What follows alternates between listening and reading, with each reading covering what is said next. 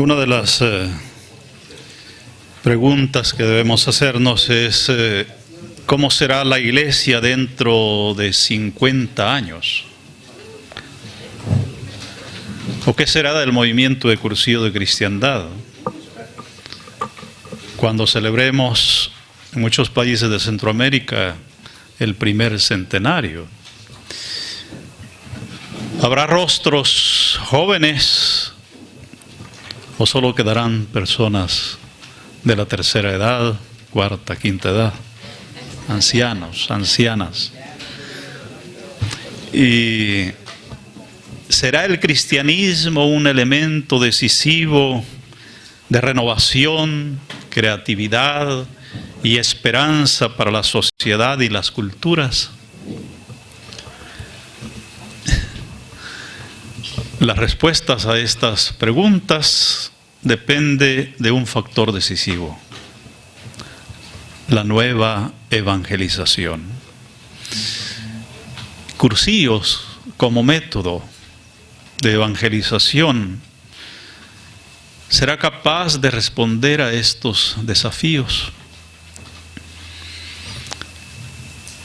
Ya el beato Juan Pablo II acuñó el término de nueva evangelización y le dedicó gran parte de su pontificado, y ahora Benedicto XVI lo ha retomado.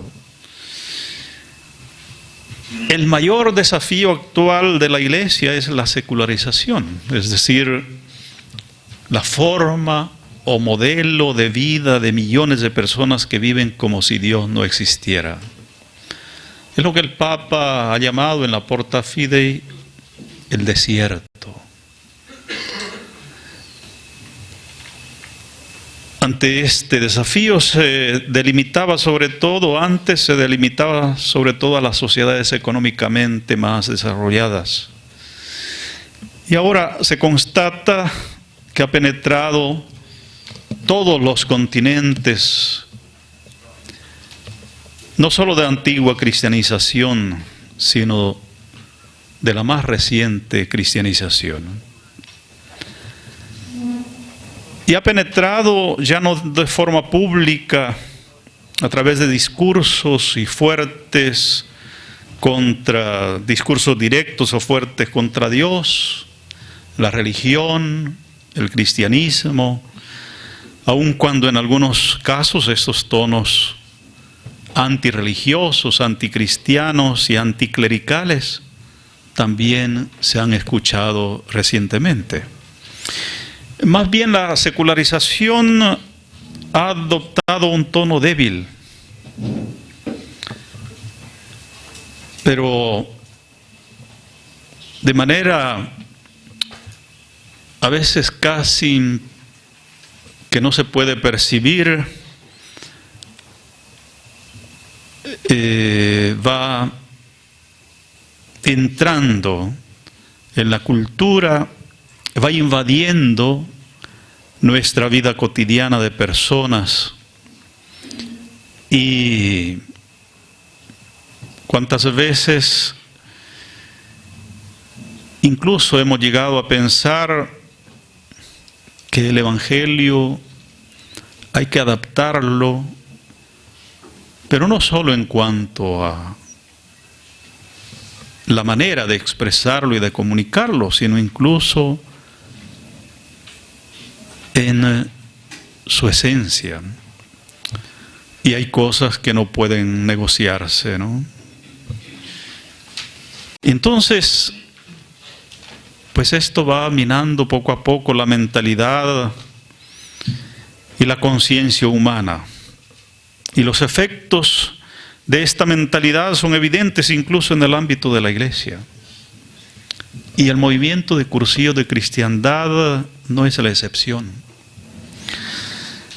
Por tanto, debemos preguntarnos si Cursillo de Cristiandad como método de evangelización responde a este desafío. Pero ¿qué es la nueva evangelización?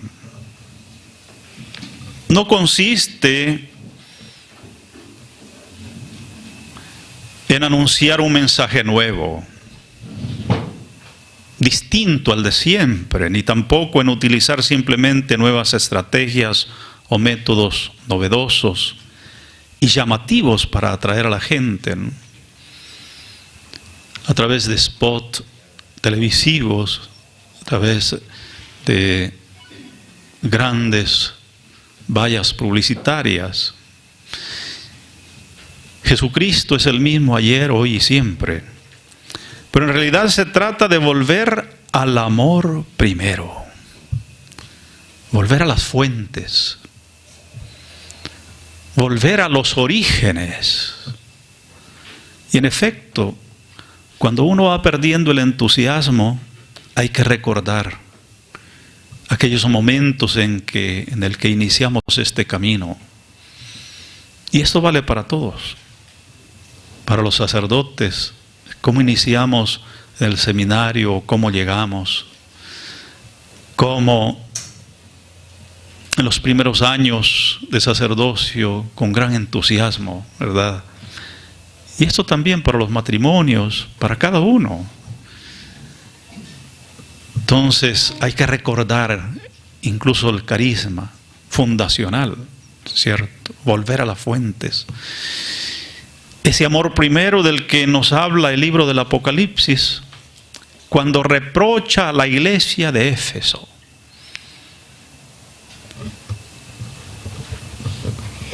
Dice: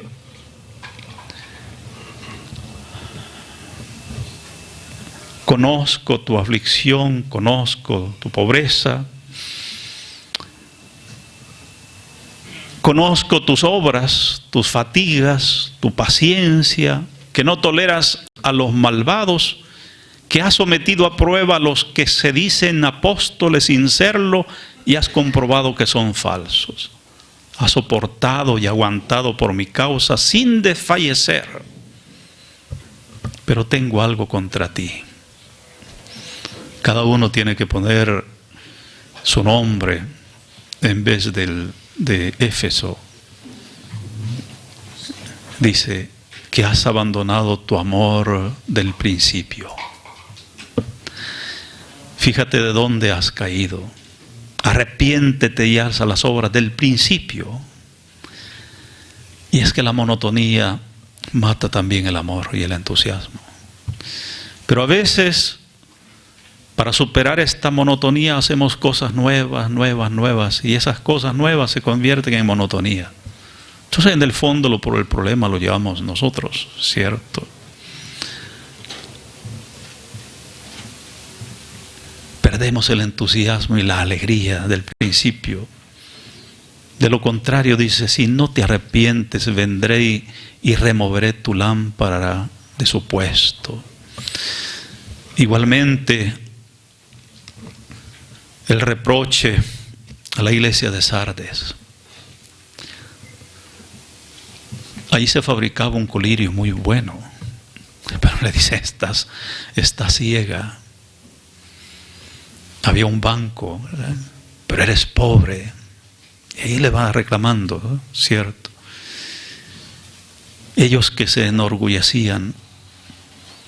Pero igual a nosotros el Señor nos dice: tengo algo contra ti. Has perdido el amor de antes. La nueva evangelización debe estar encaminada a hacer posible que el hombre y la mujer de esta sociedad secularizada vuelva a sentir el entusiasmo, la alegría de la presencia y de la cercanía del amor de Dios en sus vidas. Se trata de volver al Evangelio, pues, para dejarse sorprender, para dejarse maravillar por la palabra de Jesús, como la gente que lo escuchaba y se preguntaba: ¿qué es esto? ¿Quién es este? Esa pregunta que está a lo largo del Evangelio de San Marcos, ¿no? ¿Quién es este? En el Calvario, esa pregunta y al mismo tiempo de admiración es expresada por un gentil, por un militar romano. Verdaderamente este era el Hijo del Hombre, el Hijo de Dios. ¿quién es este? ¿Qué es esto? Una doctrina nueva expuesta con autoridad, decía la gente. Y se maravillaban, dice San Marcos capítulo 1, versículo 27, de los gestos que hacía Jesús. Gestos unidos a las palabras. Por sus palabras no solo eran nuevas, pero sus palabras no solo eran nuevas, sino además eficaces. No era solo su modo de decirlas o de hacer lo que decía, lo que marcaba la novedad, sino la persona misma de Jesús. Ya hemos escuchado la importancia de la persona que está detrás del personaje, ¿cierto? ¿Cuántas veces el personaje es una careta? ¿Qué es lo que se esconde detrás del personaje? Y ciertamente el personaje, como cada uno tiene su rol, tiene que coincidir con el ser de la persona y con el hacer. Eso es la coherencia. Total, uno puede aparentar una cosa ante los demás, ¿cierto? Pero el conocerse a sí mismo implica ser sinceros y vivir en la verdad. Esa es la coherencia, el testimonio, ¿verdad? Él mismo es el que siempre permanece nuevo para toda la humanidad, es decir, la persona de Jesús. Importante su doctrina y su mensaje, pero su persona, por una doctrina, incluso pueden morir por una ideología. Pero recordemos que el cristianismo está basado en el testimonio. Lo que hemos visto y oído, eso es lo que les comunicamos, les transmitimos. Sus palabras son siempre, pues, actuales. La novedad, entonces, tenemos que buscarla en primer lugar en el Evangelio mismo que se anuncia. Es la buena nueva, la proclamación alegre de la llegada del reino de Dios prometido desde hacía siglos en la Escritura. La buena nueva es el anuncio del misterio pascual, de su resurrección, que desde el tiempo de los apóstoles ha anunciado con fidelidad a todo el mundo. Nos lo dice el Catecismo de la Iglesia Católica en el 571. Es la buena noticia que el ángel comunicó a los pastores: no teman. Les anuncio una gran alegría que les será para todo el pueblo. Les ha nacido hoy en la ciudad de David un Salvador que es el Cristo, el Señor. La nueva evangelización, por tanto, debe estar encaminada hacia una renovada escucha de la palabra de Dios, para hacer irradiar esa novedad, esa frescura perenne, la fascinación del Evangelio. Entonces se trata de redescubrir en la vida cristiana el puesto central de esa palabra de Dios, que fuente de alegría, de fuente de paz, fundamento de nuestra fe, de nuestra esperanza, ¿no? Si la Iglesia quiere tener una presencia efectiva en el mundo de hoy, si Cursillo de Cristiandad quiere estar siempre presente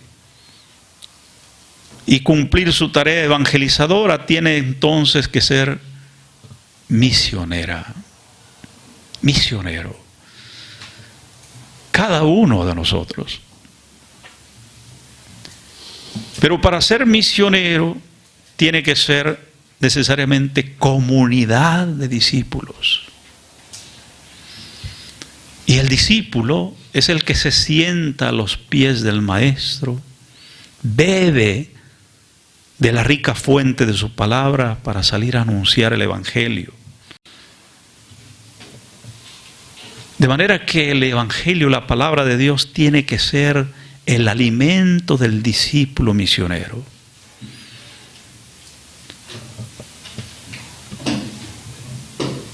Y esto sería muy claro si cada cristiano pudiera anunciar a los otros de qué lo ha salvado Cristo.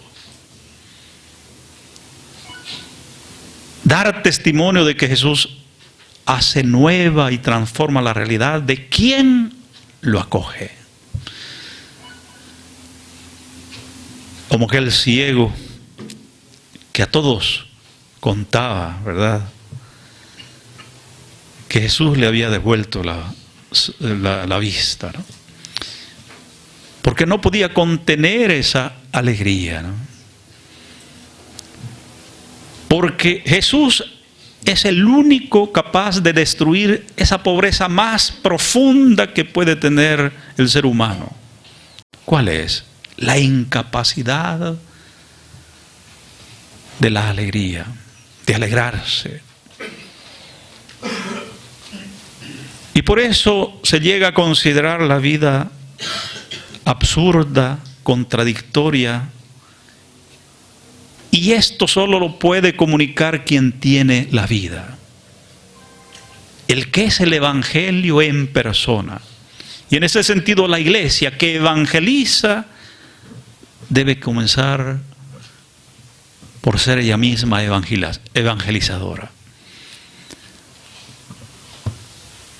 El discípulo, si quiere ir a los ambientes para hablar del Señor con quien se ha encontrado, tiene que haberse encontrado primero.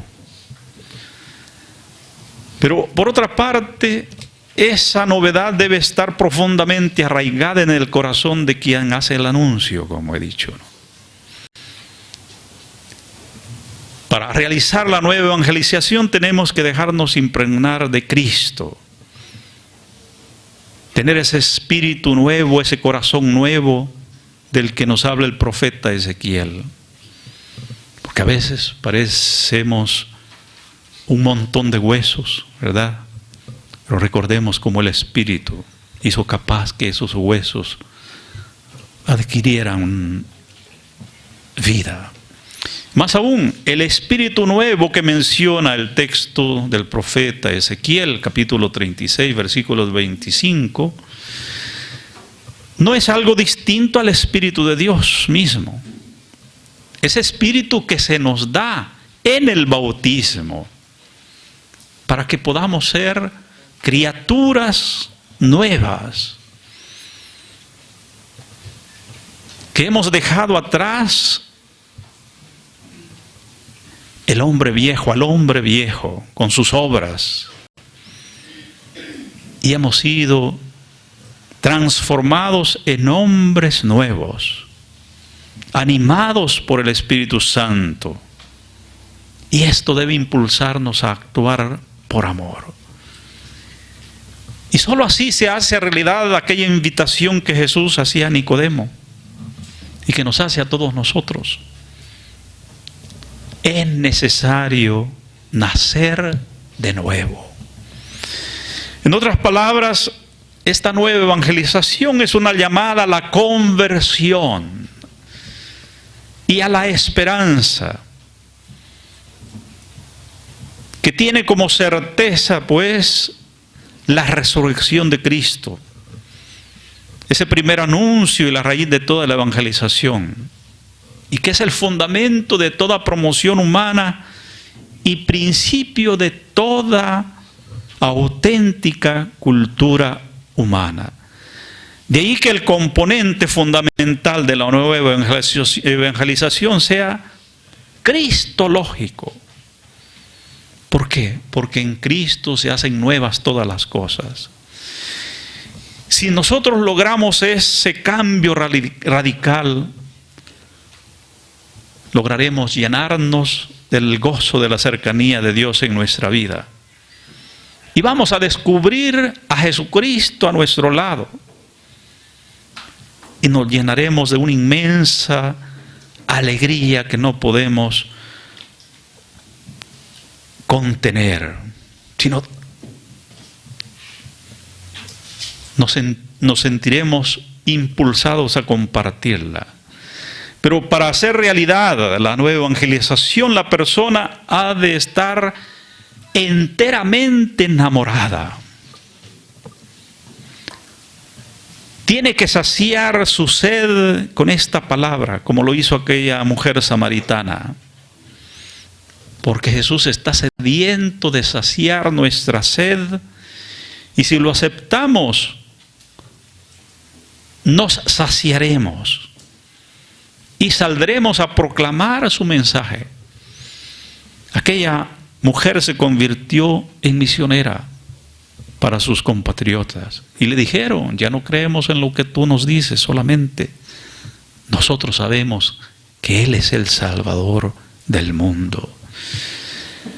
Entonces la palabra de Dios muestra su novedad permanente también por el hecho de que al dirigirse a cada uno de nosotros tiene en cuenta el carácter histórico de nuestra realidad. Y esta palabra sigue encarnándose en la historia. Por lo tanto, es una invitación a escuchar también el clamor de tantas personas. Y debemos escuchar y ser solidarios en escuchar pues sus gozos y esperanzas. Y estar atentos a las realidades, a los signos de los tiempos, a mirar con atención la cultura en la que estamos inmersos para introducir en ella el Evangelio, lo que llamamos la inculturación. Y solo de esta manera la nueva evangelización debe conducir de nuevo a un diálogo entre la fe y la cultura. Es difícil, ciertamente. Pero solo así podemos buscar respuestas a los nuevos desafíos, situaciones que vivimos, pero la palabra de Dios puede iluminar estos problemas. Ahora bien, qué importante es recuperar ese entusiasmo y esa alegría. Y es lo que el Papa Juan Pablo II nos decía: un nuevo ardor. Y se trata del entusiasmo, del vigor, de la convicción con los que se anuncia el Evangelio. Y la clave está en que quien hace el anuncio de Cristo sea, como dice San Pablo, un hombre nuevo. Alguien que haya aceptado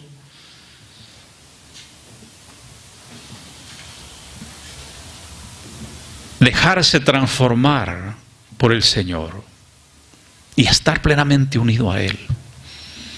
En otras palabras, que haya aceptado revestirse de Cristo. Es decir, lograr ser como la figura de Cristo. Y este nuevo ardor es volver a predicar lo que hicieron los primeros discípulos. Hombres sencillos. ¿Por qué Jesús no escogió a algún sumo sacerdote, a un letrado? Se fijó en hombres sencillos, pescadores, y algunos de mala fama, como Leví, ¿verdad? Y precisamente ellos fueron capaces de transformar el mundo. Con qué valentía, ¿no? No callaron la verdad. Incluso llegaron a decir: es mejor obedecer a Dios antes que a los hombres. Y eso les costó la vida. Como Monseñor Romero, ¿verdad? En su última homilía dominical, aunque la última homilía fue un día lunes, en la capilla de la Divina Providencia, ¿no? Entonces esa audacia para ir hacia aquellos que hasta el momento no querían escuchar. Y los metían a la cárcel y salían con más entusiasmo, ¿verdad? Y en la retaguardia tenían la comunidad que oraba por ellos.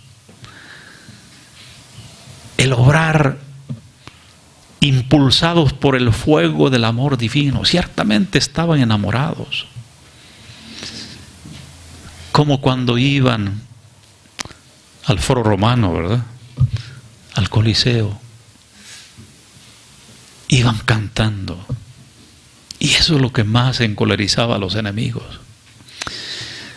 Esos mártires del inicio de la iglesia que no se acobardaron ante los azotes, la cárcel y la muerte misma. Ese nuevo ardor debe ser como el que experimentaron los discípulos de Emaús, que hizo que se preguntaran: ¿no ardía nuestro corazón mientras nos hablaba por el camino y nos explicaba las Escrituras? ¿Cómo estos, cansados,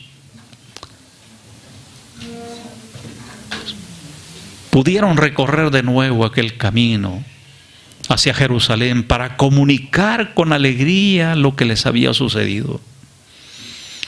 Ciertamente,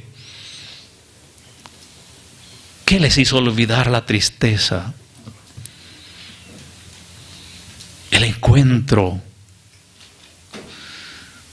con el Señor. Ya habían estado con Él, pero se habían olvidado de lo que Jesús les había dicho, que resucitaría el tercer día. Eso nos puede suceder a nosotros. Necesitamos un reencuentro. ¿Cuántos que vivieron un cursillo de cristiandad y que en esos días no sintieron nada? Tampoco el cursillo es puro sentimentalismo.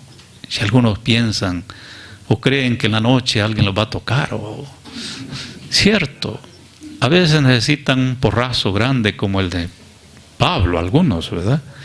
Pero otros ni siquiera con eso cambian. Y hay experiencias, pero se van baleados, dicen, ¿no? Se van heridos. Ya no serán los mismos, como dijo alguien en la clausura, y no fue en la clausura, sino en el mismo cursillo de cristiandad. Cuando alguien pasó a dar la vivencia, dijo: hoy sí me han jodido, dijo. Antes yo pecaba, dice, y andaba, no tenía conciencia de pecado. Hoy al salir, sé qué es lo malo. Pero yo también voy a hacer que otros, ¿verdad?, vengan. Eso es. Y otros quizás con el tiempo, a veces ni llegan a la ultrella, ni a la escuela, pero cuando ven el testimonio de aquellos que incluso han sido anticlericales, incluso algunos ateos, se convierten. Y hay que dar las gracias a Dios. Porque tal vez muchos no perseveraron en este movimiento, pero están en otros movimientos. Están en la iglesia. Y no puedo decir nombres, ¿verdad? Pero había uno que no amaba a la Virgen María. O sea, pero esa experiencia que tuvo en ese cursillo es un enamorado de la Virgen María. Sí, como. De modo pues, como estos discípulos, debemos recuperar este entusiasmo.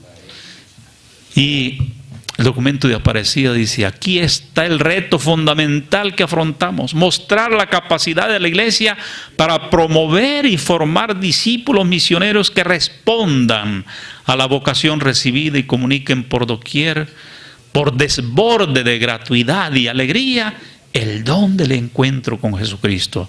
Aparecida número 14. Nueva en su expresión. Se trata de buscar un lenguaje que, sin traicionar el sentido profundo de los misterios de nuestra fe, sea comprensible al mundo presente y se adapte a las situaciones y a las diversas culturas. La iglesia debe entrar en diálogo con la cultura actual para ir rompiendo esas distancias que separan al hombre de hoy de esa riqueza del Evangelio y hacerle sentir la cercanía a través de la solidaridad y de la comunión que inspira la catolicidad de la iglesia. Y ahí donde la cultura permanece cerrada y muchas veces hostil al Evangelio, la fe no puede expresarse plenamente. Y la cultura tampoco puede alcanzar su potencial pleno. Una cultura secularizada que se pretenda autónoma de Dios termina con la pérdida del sentido mismo de la vida. Ya no se niega solo a Dios, sino también el sentido de la vida. La nueva expresión exige que sea vivencial. Y por lo tanto es necesario que quien evangeliza dé testimonio con su vida, que sea coherente con esa fe que profesa. En los primeros años de la iglesia, los primeros cristianos convencieron por su testimonio, por ese servicio desinteresado a los demás, no solo a los cristianos, sino a todos, por ese amor que ellos mismos tenían. Y así fue creciendo la comunidad, creciendo. Muchos se iban añadiendo, ¿verdad?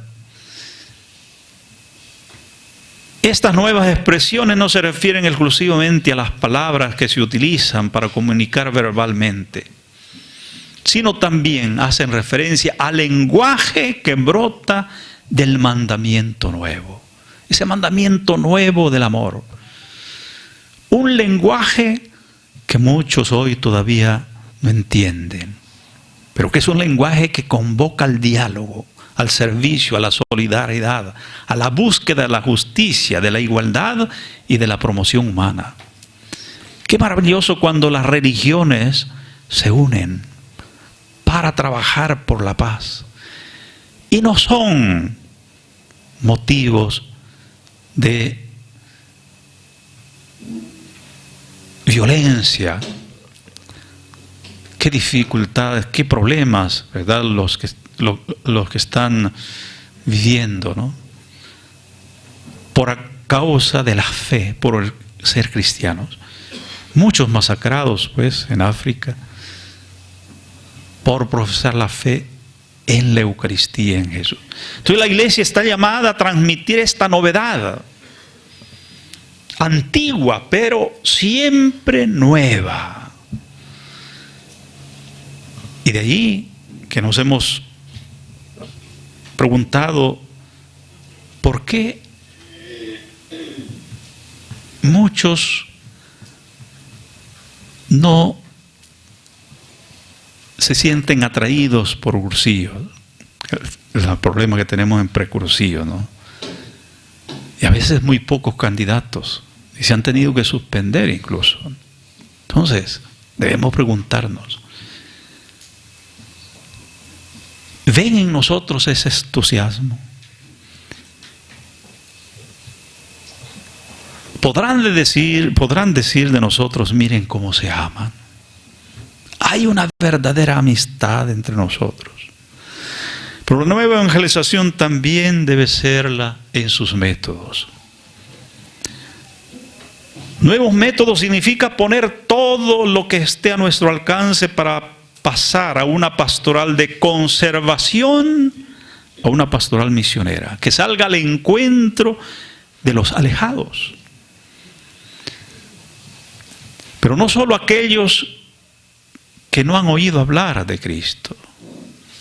Aunque ya escuchábamos esa pregunta que se hacía Pablo, ¿qué no han oído? Sí, ¿verdad? Y entonces, ¿por qué? ¿Por qué? Y ciertamente A veces nos contentamos con mantener el grupo, o cuando las iglesias están llenas los domingos. ¿Cuántos católicos que solo van para cumplir con un mandato? Incluso algunos piden que la misa del día domingo, la del día viernes, sea válida como precepto para el domingo, ya no solo el día sábado. Y Monseñor Campos dice que los que llegan a las 7 de la noche son mareros, porque vienen del mar. Del mar. Por lo menos llegan, y otros que no llegan. Entonces necesitamos pasar de una pastoral de conservación a una pastoral de misionera. No descuidando los que ya tenemos, porque el pastor cuida de sus ovejas, ¿cierto? Pero deja las 99 y va a buscar a la que se le había perdido. ¿Sí? Y ahora son muchos los que están fuera. Ya no son 99 los que tenemos. ¿Cuántos tenemos? Uno quizás, ¿verdad? ¿Cuántos de los que hicieron cursillo están perseverando en otro movimiento? Pero otros no. Otros no.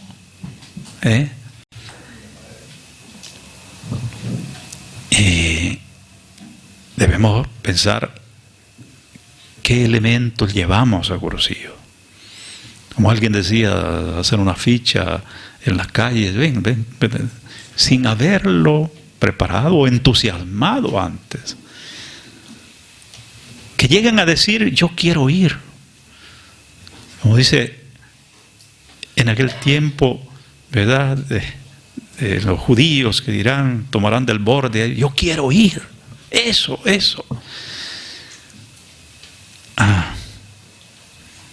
Ahora, hay que ir al encuentro de los alejados.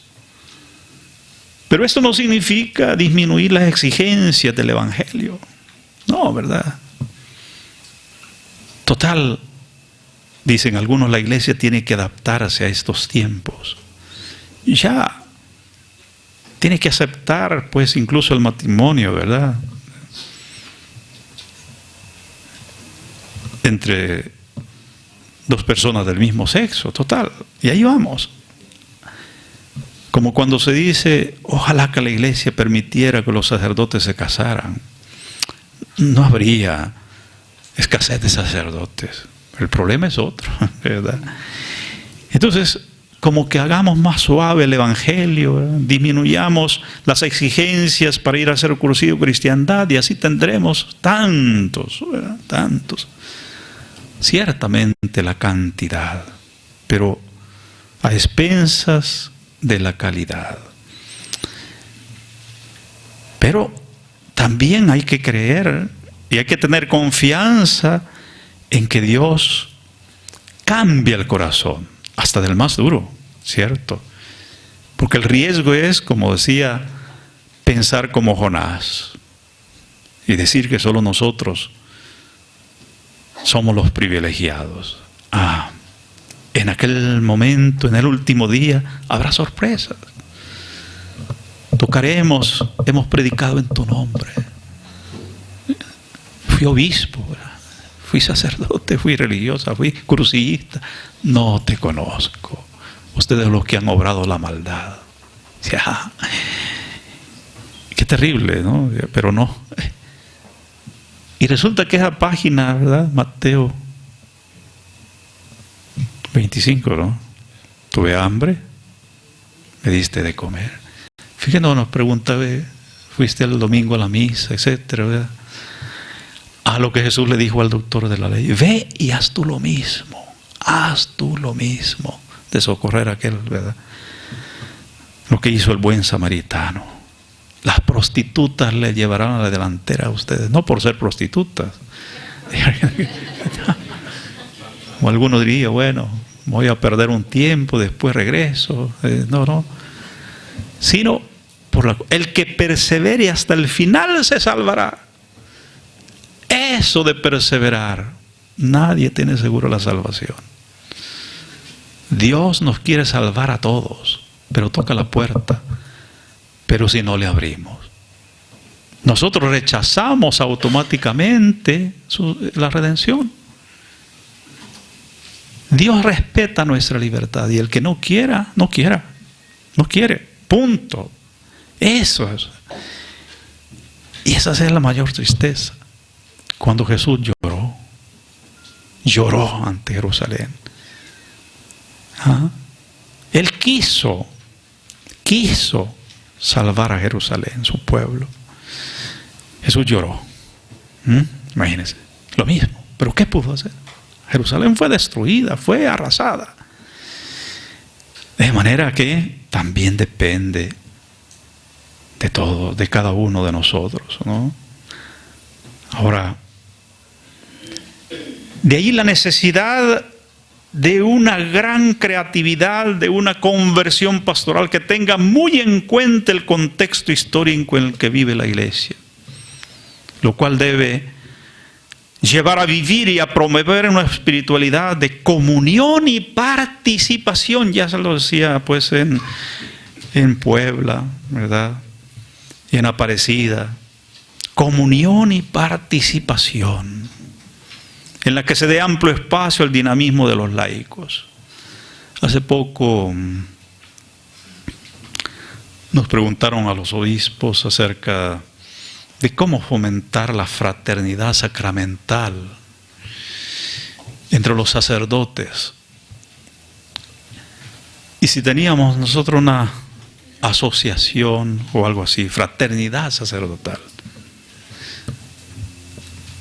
Hay algunos esfuerzos, ciertamente, pero porque decían ahí que pueden hacer los obispos. Y yo decía, bueno, si los sacerdotes no ven fraternidad sacramental en nosotros los obispos, no podemos pedir más. Y eso, ciertamente, con los sacerdotes tenemos ejercicios espirituales cada año, sí. Y los obispos, no digo de otros países, sino del Salvador, Desde el 2000 que estoy yo ahí en la conferencia, he venido insistiendo en que tengamos por lo menos 3 días de retiro espiritual los obispos, para meditar en esa pastores gregis, ¿cierto? No lo he logrado. No lo hemos logrado porque hay iniciativa de con otros. Pero sí tenemos un día de paseo, o 2 días de paseo. No sé hasta cuándo. No sé hasta cuándo. Y eso, la comunión. Y eso, pues entonces, si no nos ven a nosotros, incluso orar, ¿cómo? Bien, entonces, los fieles laicos en comunión con sus obispos han de convertir su vida diaria en un testimonio luminoso y convincente del Evangelio. El poner en marcha nuevos métodos exige humildad para evaluar con gran atención el modo como se está llevando la acción pastoral. Incluso analizar las estructuras actuales en el movimiento, en la iglesia, para responder a estos desafíos. Hoy en la era digital hay que tener en cuenta que las nuevas tecnologías no solo modifican el modo de comunicar la verdad, sino también la comunicación en sí misma, por lo que se puede afirmar que nos encontramos ante una vasta transformación cultural. Pero el método más eficaz es a través de persona a persona, la amistad que hemos insistido. Muchos se jactan de tener 1000 no sé cuántos amigos allí en Facebook, ¿verdad? ¿Cierto? Pero ¿qué amistad? Oh, ser amigos. Lo que decían de hacer amigos, ¿verdad? Sino ser amigos, ¿verdad?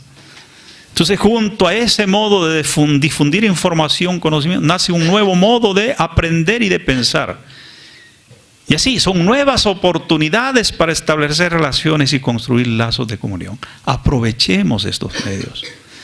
El Papa, incluso, ¿verdad?, Está usando pues el internet y últimamente el Twitter. Entonces, aprovechemos.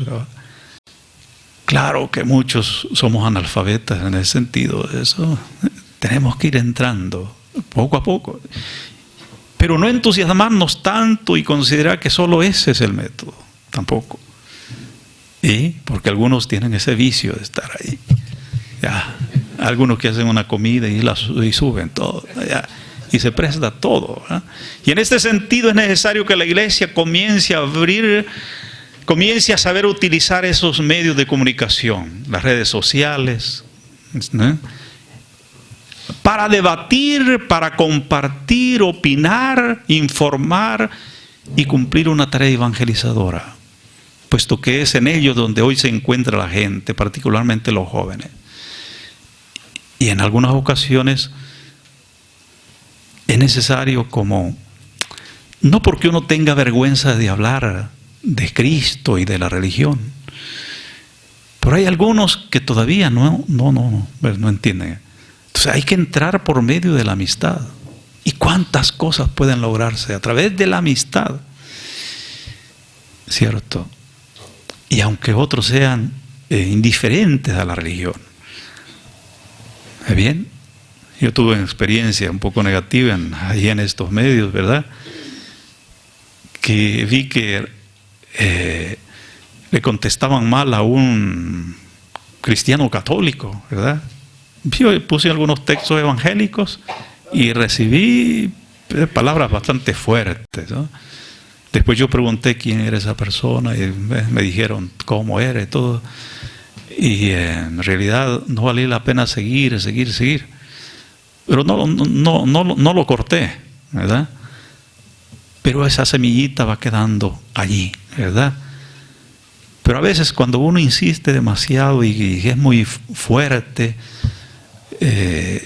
la reacción es totalmente distinta, ¿no? Y no logramos, porque no hay que imponer, hay que proponer, ¿cierto? Recordemos las palabras que el Papa Juan Pablo II dirigió a los participantes de la tercera ultrella mundial de Cursillos de Cristiandad, el sábado 29 de julio del 2000. Decía: vuestra presencia tan variada y alegre testimonia que la pequeña semilla sembrada en España hace más de 50 años se ha convertido en un gran árbol lleno de frutos de espíritu. Más aún sigue constituyendo una feliz respuesta a la pregunta formulada por mi venerado predecesor, el Papa Pablo VI, en la primera ultrella mundial de Roma. Decía: el Evangelio puede aún conquistar el hombre maduro, tanto en la civilización urbana como en la agrícola. Puede todavía conquistar al hombre maduro. Precisamente el tema de esa ultrella mundial, al finalizar el siglo XX, fue evangelizar los ambientes en el tercer milenio cristiano. Un desafío para los cursillos de cristiandad. El método de cursillo quiere contribuir a cambiar en sentido cristiano esos ambientes donde las personas viven y actúan, mediante la inserción de hombres nuevos que han llegado a hacerlo precisamente gracias a ese encuentro con Cristo. Y este es el tremendo reto del movimiento de cursillos, ¿verdad? Debemos preguntarnos: ¿cómo emprender una nueva evangelización, nueva en su ardor, su método y expresión? ¿Cómo vivir lo fundamental cristiano para transformar esos ambientes donde opera el indiferentismo, el secularismo y el ateísmo? Nuestro tiempo plantea serios desafíos a la nueva evangelización y debemos sin miedo darle respuesta. Y aquellas palabras de Juan Pablo II, remamar adentro, son equivalentes a esta expresión, ¿verdad? Ultrella, ánimo, adelante, ¿no? Adelante. La ultrella impulsa a los grupos hacia los ambientes, nos dice ideas fundamentales, ¿verdad? el movimiento se ofrece a la iglesia a través de su método, con un servicio en esta hora trascendental de la nueva evangelización.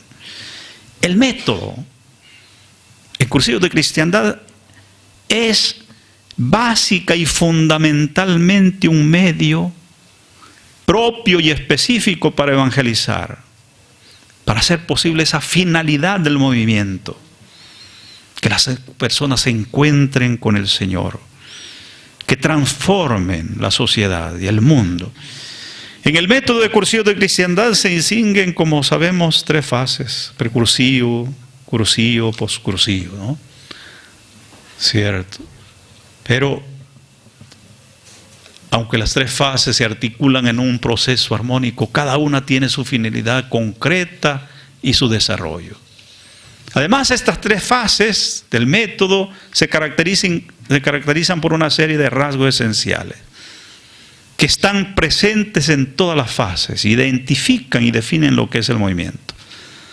Así, el método es querigmático, ¿verdad? Es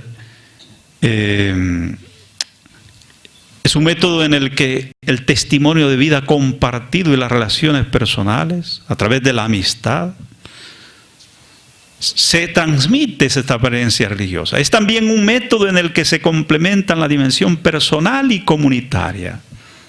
Se parte del respeto y de la atención a la realidad de cada persona, pero se promueve también la experiencia comunitaria. Por otra parte, como en todo método evangelizador, la oración es un elemento fundamental. Es el soporte de toda la actividad, es la dimensión esencial de la experiencia cristiana. Por tanto, las características del método, del movimiento, es querigmático, no apologético ni catequético, ¿verdad? Eso vendrá en la escuela también. O sea, es cristocéntrico, testimonial, personal, camino para la conversión, comunitario e inductivo. Y termino con lo que decía Eduardo Bonín. Los alejados, por no informados, por mal informados, por desinformados, ¿sí? Y esto se da en todos los campos, incluso en muchos planes de educación, en orientación, por ejemplo, sexual. ¿Cuántos hoy simplemente informan, pero no forman? No educan para el amor.